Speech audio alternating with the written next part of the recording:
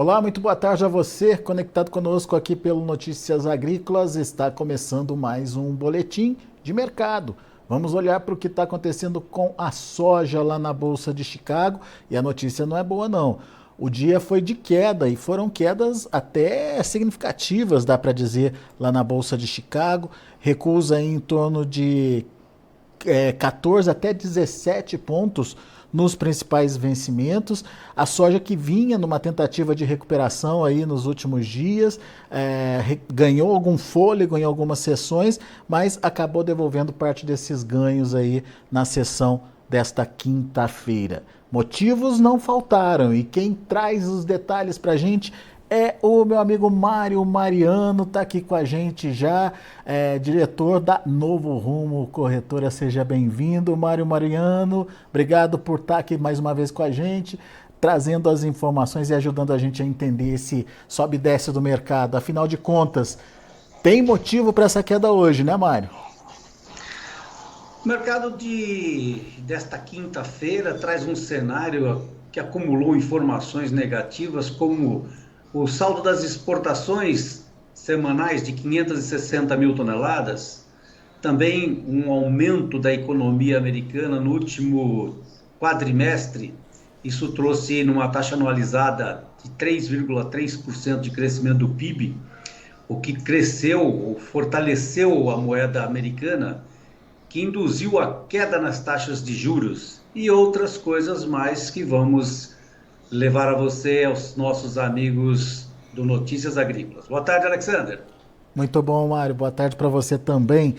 Vamos começar com essa questão do financeiro aí, né? Que é um fator externo ao da soja, mas que tem esse impacto na hora que a gente entende a correlação aí dessas duas coisas. Mas explica pra gente por que essa interferência aconteceu. Você contou aí a questão dos juros, do PIB, enfim, mas como é que isso impacta diretamente na formação de preços da soja, Mário? O crescimento econômico no quarto trimestre americano, que impulsionou o crescimento do PIB para 3,3% numa taxa anualizada, muito acima do que o mercado econômico esperava nos Estados Unidos. Isso acaba fazendo com que o dólar se valorize, a taxa de juros naquele país caia e encarece qualquer commodity americana para exportação.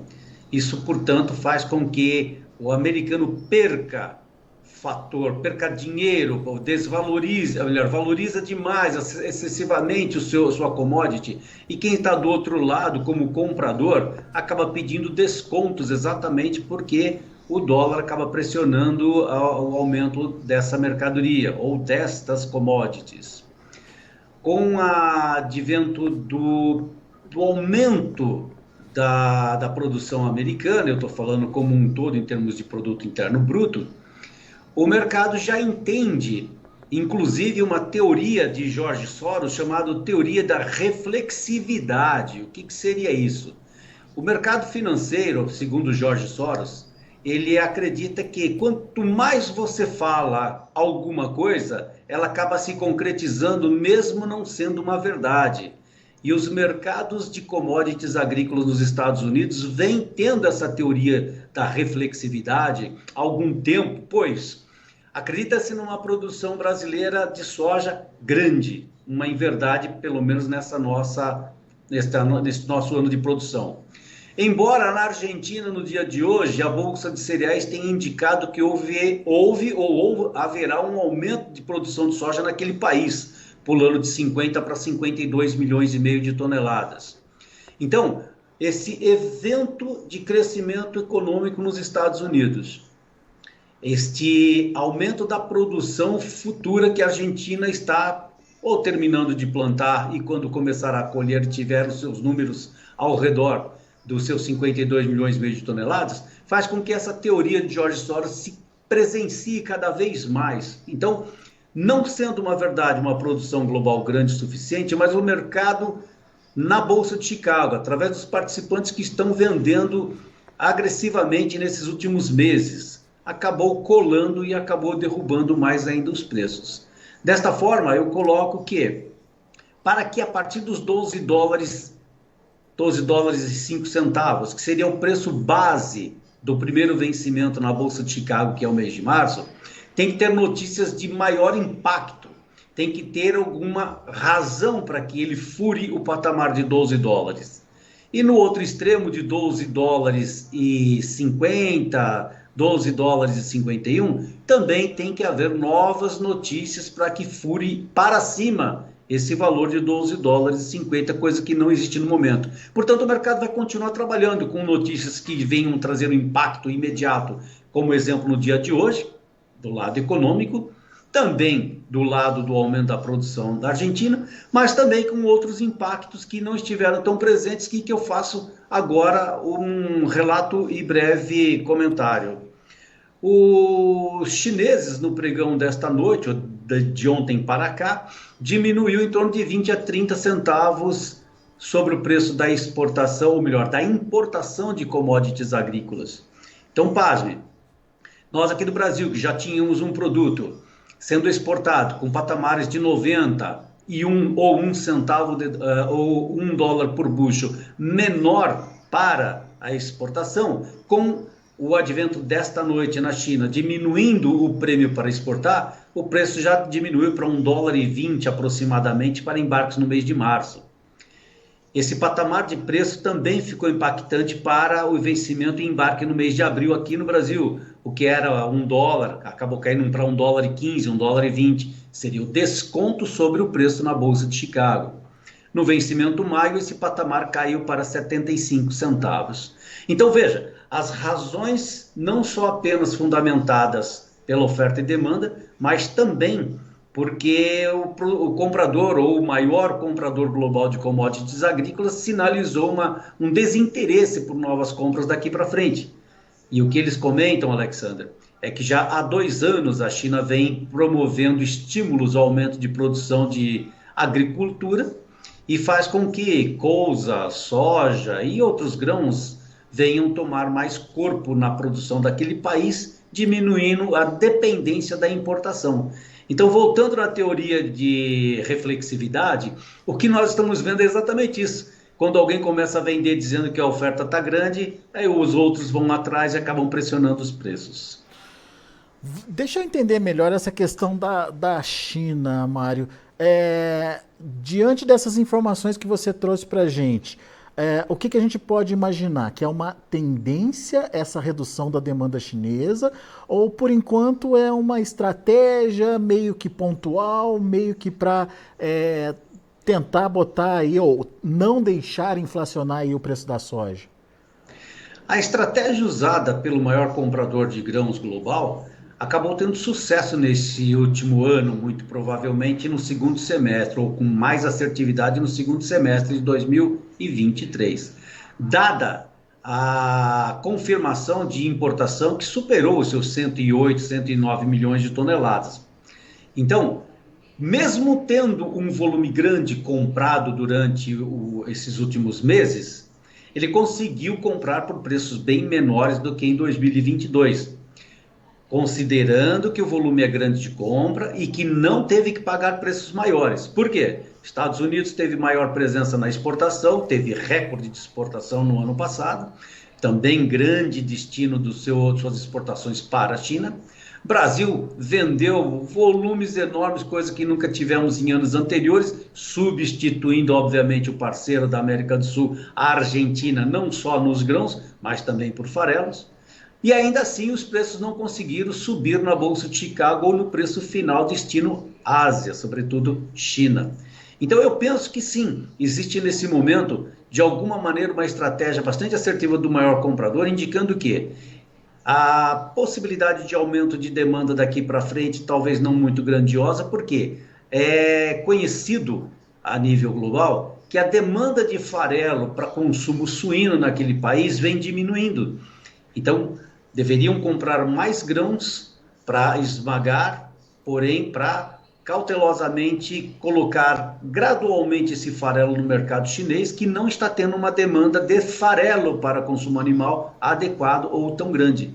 Então os estoques acabam sendo regulares e menores naquele país, mas comprando de mão para boca, em volume que, quando se necessitar, tomam nos Estados Unidos ou no Brasil.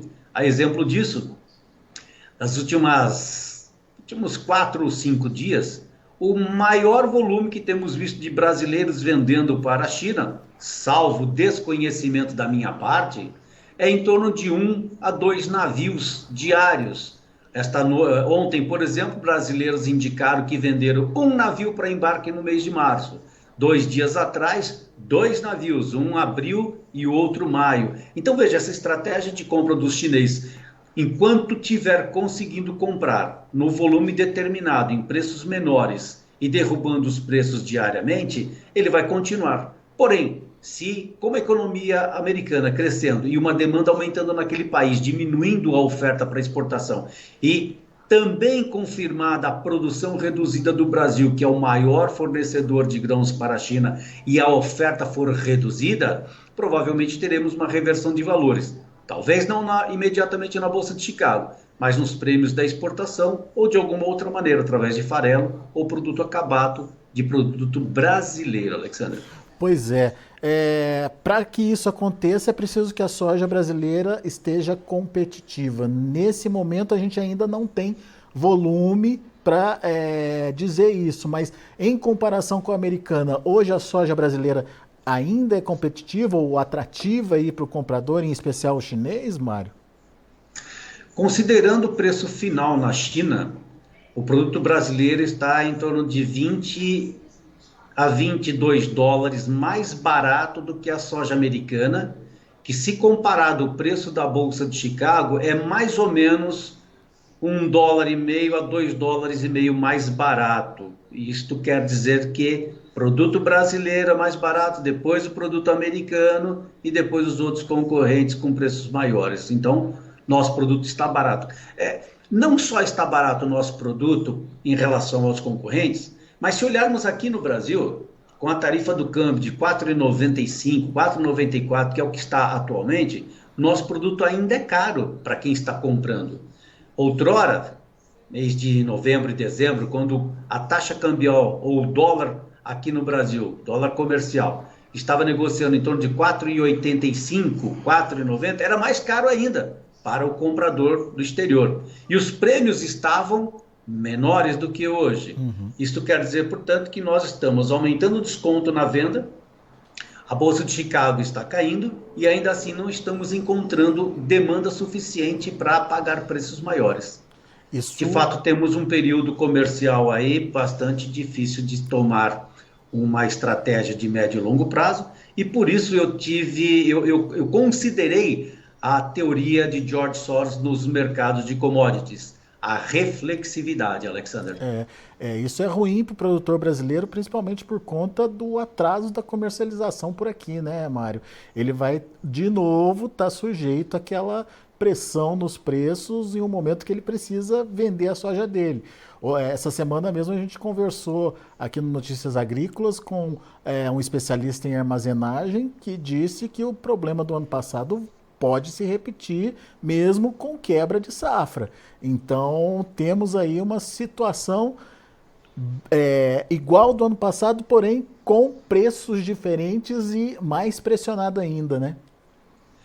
Eu vou discordar parcialmente do amigo, que nem sei quem deu essa informação, mas respeitando a informação dele e a opinião dele, eu vou contradizer com o que tenho recebido de informações, inclusive na área comercial da AgroSoja, que tem participado dos embarques recente nesse mês de janeiro com destino à exportação e à indústria, para lhe dizer o seguinte: estamos recebendo mercadoria fora do padrão, que é mercadoria avariada na lavoura. Mesmo tendo uma retração da safra brasileira por conta da produção com o clima recente, a qualidade do grão está chegando bastante fora do convencional.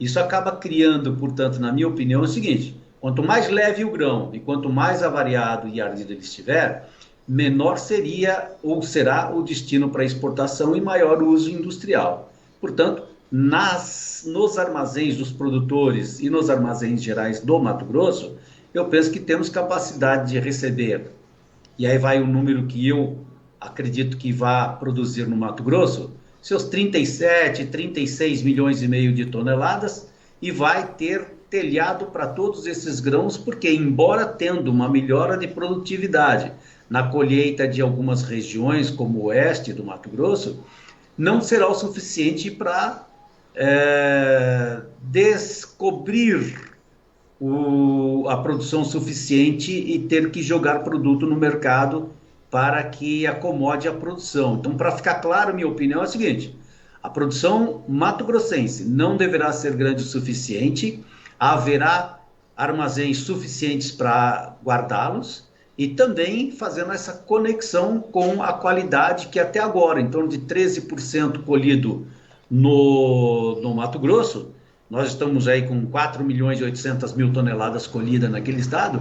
A qualidade pode fazer com que surpreendam os destinos para exportação e mercado interno. Ficou claro para você também, Alexandre? Você acha, então, que isso pode, de alguma forma, beneficiar o produtor em termos de preço, no final das contas? Eu diria o contrário, que discordo da opinião da outra pessoa que acredita que haverá necessidade de colocar grãos imediatamente no mercado por não haver armazéns suficientes para guardá-los. Estou discordando deste ponto de vista porque a produção não é grande o suficiente e a qualidade também poderá reduzir a produção mais do que o número que eu citei de 37 ou 36 milhões e meio de toneladas. E não acredito que o produtor que com os valores atuais venha ter algum interesse de comercializar esses grãos. Vendas novas, eles provavelmente farão a entrega do seu produto total ou parcial com vendas antecipadas, mas vendas novas improvável, o que dará armazém suficiente para que os produtores esperem um melhor momento para agir em novas vendas, Alexander. Pois é. Eu estou citando o produtor mato-grossense, ok? Tá, legal. Mas eu parti da premissa de que a soja de qualidade que tiver no mercado, ela deve ser mais disputada. E isso não coloca preço? Alexander, dada as circunstâncias dos valores e das notícias que eu acabo de relatar para vocês, eu discordo que teremos num curto prazo, talvez um médio prazo ainda, alguma estabilidade de preços que venha conduzir atrativamente uma venda nova de qualquer produção, seja ela do Matopibá, do Centro-Oeste, do Sul e Sudeste. Porque os valores atuais, com o atual comportamento de preços em Chicago, dólar aqui no Brasil, prêmios na exportação, vai servir a algum tipo de produtor.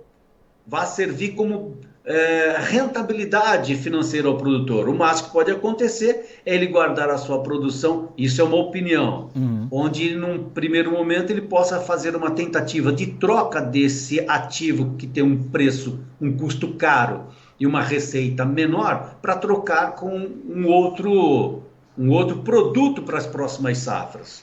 Então, voltando no meu pensamento, eu acredito que o produtor atualmente tomará partido de segurar a sua produção, que não é grande, para compensar futuramente através de um preço quando passar essa pressão da safra brasileira. Na sua opinião, pode ser uma boa estratégia, Mário? Eu deixo as notícias para o produtor aguçá-las e tentar tomar uma atitude sobre uma estratégia de médio e longo prazo. Porém, fazer qualquer recomendação neste momento para novas vendas é como se fosse você vender o seu automóvel para mim e eu encher de notícias ruins ou dar informações falsas para que o seu produto seja desvalorizado mais ainda e eu comprar barato. Ou seja, eu não recomendo nesse momento qualquer estratégia a um produtor, porque ninguém melhor do que ele, Alexander, sabe responder. Isso é verdade. O valor do custo do seu ativo, a rentabilidade ou o rendimento que foi colhido do seu ativo até o momento e o quanto ele pode oferir de renda com uma venda com um preço atual. Portanto, essa resposta não cabe a Mário Mariano, cabe ao dono do ativo. E até saber até que ponto a lavoura dele foi afetada ou não pela condição climática, se ele vai ter a soja ou não para vender, enfim, cada produtor tem a sua contabilidade, né, Mário? Isso. Essa contabilidade eu tenho ouvido de vários produtores diariamente, como, por exemplo, a soja. Vou dar um exemplo de um município que é mais conhecido por todos: Tangará da Serra, Desciolândia, Diamantino, Nova Mutum. Esses municípios têm tido colheitas do ciclo precoce e todos eles tiveram no começo da colheita uma surpresa bastante negativa, com rendimentos muito próximos de 17, 20 sacas. Eu estou falando na média, teve gente que teve colheita muito menor. Atualmente essa colheita já está maior, já tem gente colhendo 52, 53, até 55 sacas por hectare. Falando com um amigo de Tangará da Serra ontem à noite, ele comentou que já colheu 60% das suas 3 propriedades e a somatória, a média da somatória desta colheita, Alexander, já está ao redor de 56 sacas. É uma surpresa boa, porém ruim comparado a anos anteriores, no caso específico deste meu amigo. Então eu quero dar aqui a clara resposta para você sobre o que estamos indagando sobre de uma estratégia de produtor, é que cada um tem hoje a sua realidade. Cada um hoje sabe melhor do que qualquer estrategista a leitura do seu plantio, do seu plantio com o custo, com a sua colheita sobre o rendimento e o valor que vai oferir agora a partir das vendas futuras. Então, não cabe a mim e eu não pretendo fazer qualquer tipo de comentário sobre estratégia de comercialização daqui para frente, considerando a produção brasileira. Muito bom. Ô Mário, sobre a produção brasileira, você tem sua perspectiva aí? Eu não consigo fazer uma perspectiva numa leitura de produção onde o meu quintal comercial é apenas o Mato Grosso. Mas eu ouvi hoje que Santa Catarina reduzirá 1,5%, 1,6% da sua produção. Não cabe dizer um valor porque me parece não tão significativo. Mas o Paraná, por exemplo, o Deral comentou que a produção será reduzida de 21,8 milhões de toneladas para 19,4, o que representa 13,5%.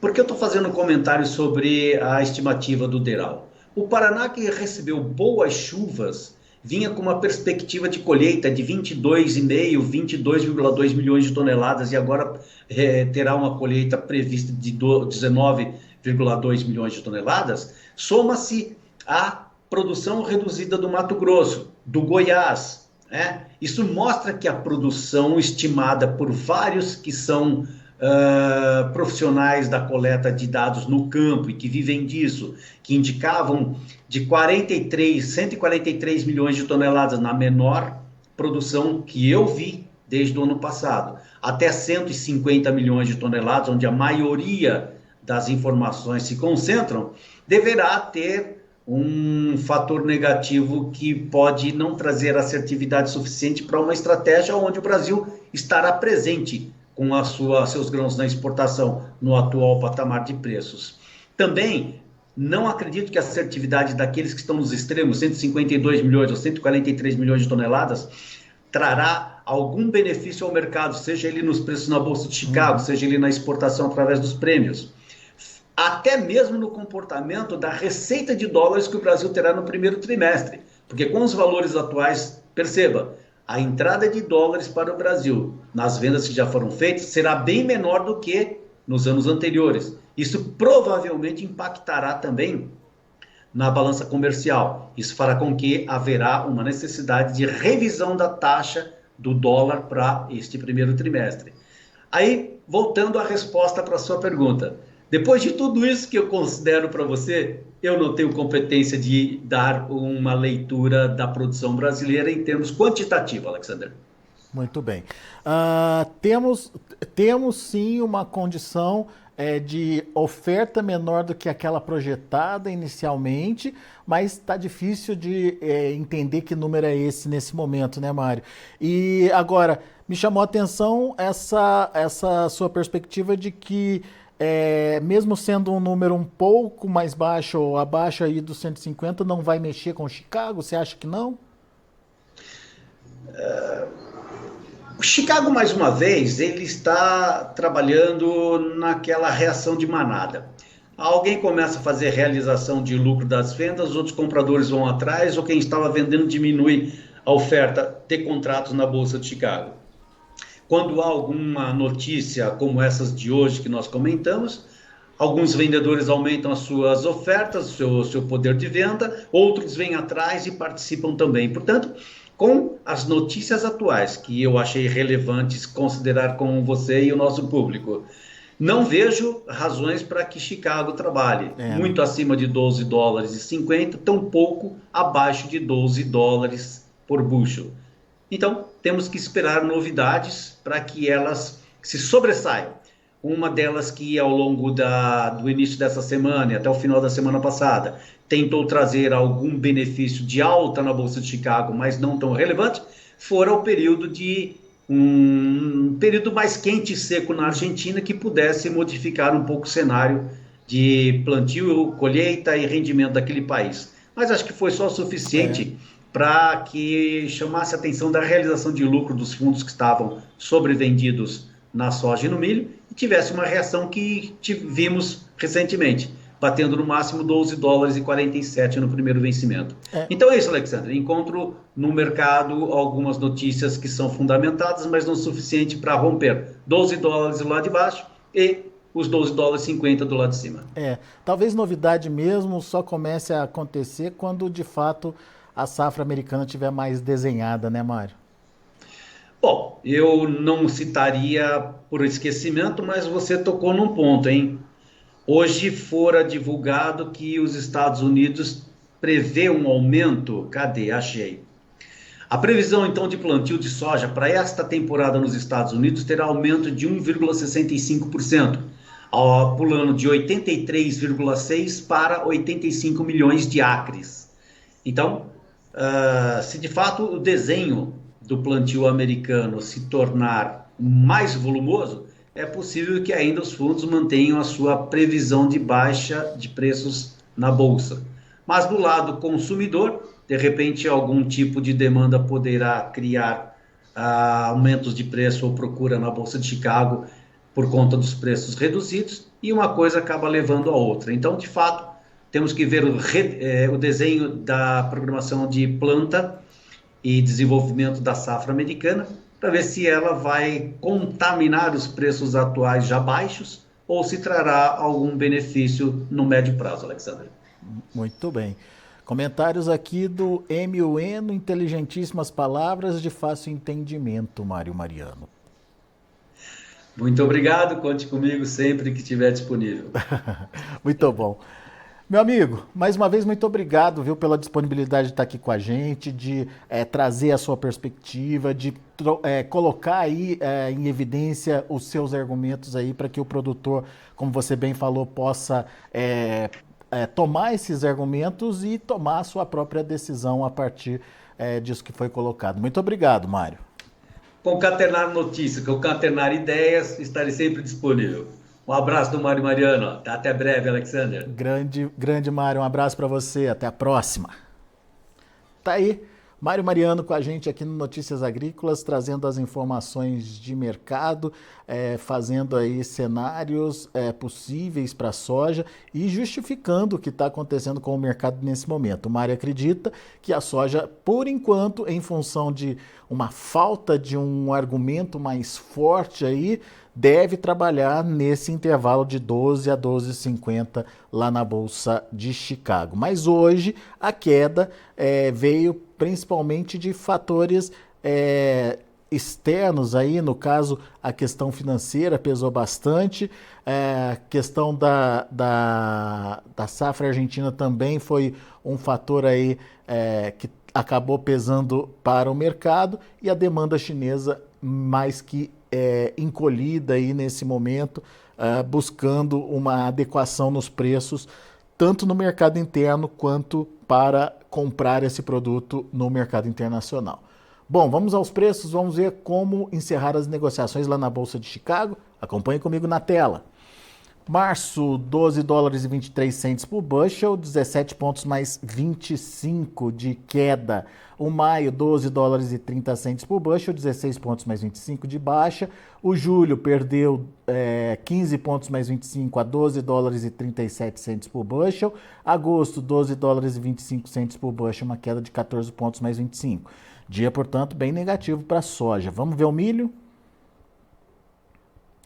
Para março, 4 dólares e 51 centes por bushel, meio ponto de queda. Para maio, 4,61, queda de 1 ponto mais 25. Para julho, 4,69, queda de 1 ponto e meio. Setembro, 4 dólares e 73 centes por bushel, queda de 1 ponto mais 75. E para o trigo, março, 6 dólares e 12 centes por bushel, subiu 1 ponto e meio. Maio, alta de 1 ponto mais 75 a 6,22. O julho, 6 dólares e 27 centes por bushel, 1 ponto mais 25. E o setembro, 6 dólares e 37 centes por bushel, uma alta de 1 pontinho. Então aí são os números de hoje do mercado de grãos lá na Bolsa de Chicago. Uma especial atenção para o mercado da soja, que caiu bastante hoje. Daqui a pouco tem outras informações e mais destaques sendo publicados para você aqui no Notícias Agrícolas. Fique atento às notícias. Notícias Agrícolas, informação agro-relevante e conectada.